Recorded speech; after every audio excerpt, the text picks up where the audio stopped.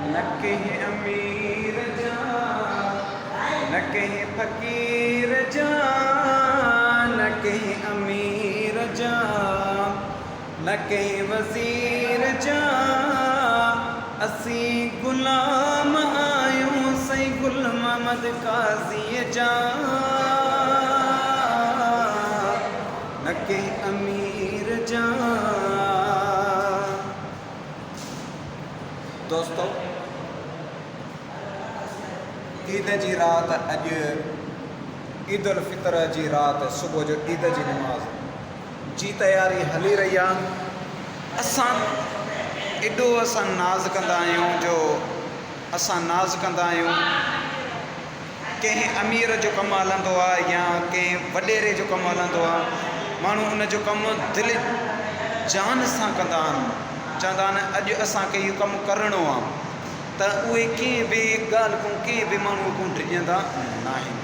त असांखे हिन कम ते नाज़ आहे जो अॼु असां पंहिंजे सोने जे साईं पीर गुल मोहम्मद काज़ी साहिब जी असांजी दिलि में, असांजे हिते असां जिते कमु करे रहिया आहियूं, ईद जी राति आहे। इशा खां पोइ नमाज़ पढ़ीसीं, उन खां पोइ हींअर तयारियूं था कयूं, त असां ईअं था भायूं, असां पंहिंजी दिलि में एॾो दिलि जान अल्हम्दुलिल्लाह कमु कंदा आहियूं जो असां ईअं था सम्झूं त असां सां साईं गॾु आहे।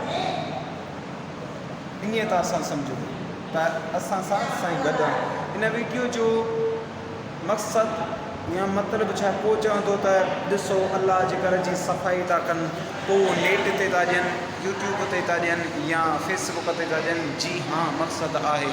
हिन वीडियो जो मक़सदु इहो ई आहे जो असांजा उस्ताद इकराम साईं अल्ताफ़ मेमण साहिबु चवंदा हुया त साईं जन आलम बि आहिनि, अल्हम्दुलिल्लाह कारी बि आहिनि। त साईं चवंदा हुया त ओ मूं वटि पढ़ण वारो, मूं वटि रहण वारो, जेको तव्हां इहो मस्जिद जो कमु कयो था, जेको ॿोहारो थो ॾिए त उहो डॉक्टर आहे, जंहिं मस्जिद जी डेरी खई त उहो कंपाउंडर आहे। साईं उहो भला कीअं, असां सुवालु कयो, साईं उहो भला कीअं? चई तव्हांजे घर में बीमारी हूंदी, तव्हांजे घर में परेशानी हूंदी, तव्हांजे घर में तरह तरह जी बीमारी हूंदी। जी साईं हूंदी, बेशक बिल्कुलु हूंदी।